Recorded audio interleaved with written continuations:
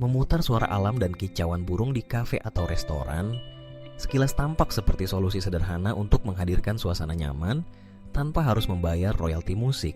Namun, tahukah Anda bahwa praktik ini ternyata tidak lepas dari kewajiban hukum?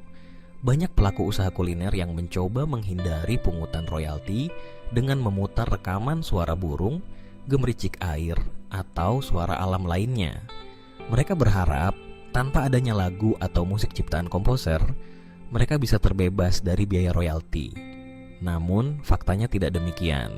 Ketua Lembaga Manajemen Kolektif Nasional, Dharma Oratmangun, menegaskan bahwa semua bentuk rekaman suara, termasuk suara alam dan kicauan burung, tetap dilindungi hak terkait.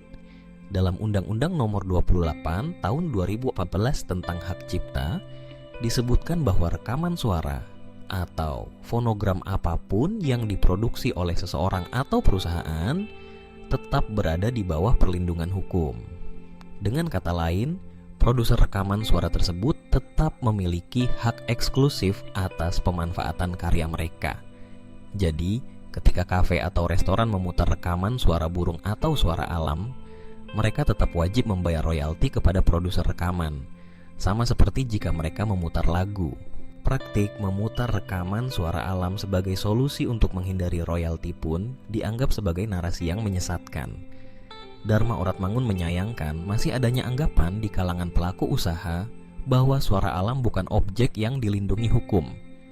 Padahal, dalam kenyataannya, hak atas rekaman suara, bahkan untuk suara yang tampak alami sekalipun, tetap melekat pada produser yang merekam dan memproduksinya.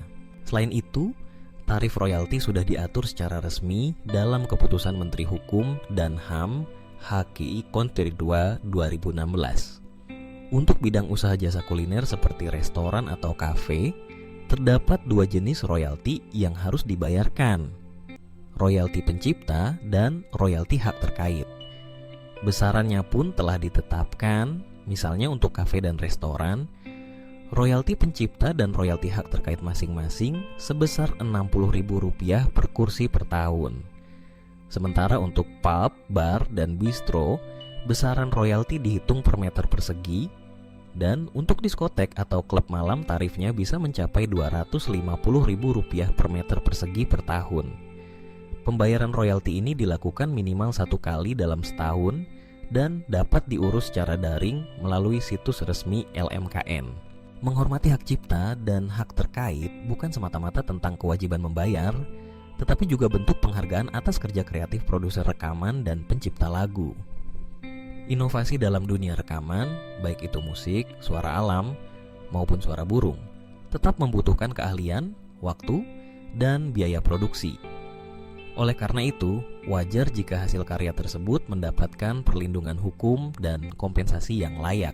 Fenomena kafe dan restoran yang memilih untuk tidak memutar musik demi menghindari royalti pun menjadi sorotan. Beberapa karyawan mengaku suasana menjadi jenuh dan sepi tanpa adanya musik atau suara latar. Suasana yang anyep ini bahkan bisa memengaruhi kenyamanan pelanggan dan menurunkan daya tarik tempat usaha. Maka, penting bagi pelaku usaha untuk memahami bahwa royalti bukan sekadar biaya tambahan. Di tengah berbagai upaya menyiasati aturan dengan memutar suara alam, kicauan burung, atau genre lain, pemahaman yang benar tentang hak cipta dan hak terkait harus terus disosialisasikan. Dengan membayar royalti, pelaku usaha turut berkontribusi pada keberlanjutan industri kreatif di Indonesia, sekaligus memberikan apresiasi kepada pencipta dan produser karya rekaman. Jadi, mulai sekarang, jika Anda mendengar suara burung berkicau di kafe favorit Anda, ingatlah bahwa suara tersebut bukanlah sekadar latar tanpa nilai. Di balik suara alami yang merdu, ada hak cipta dan hak terkait yang harus dihormati. Dengan demikian, kita semua turut berperan dalam mendukung ekosistem kreatif yang sehat dan berkelanjutan.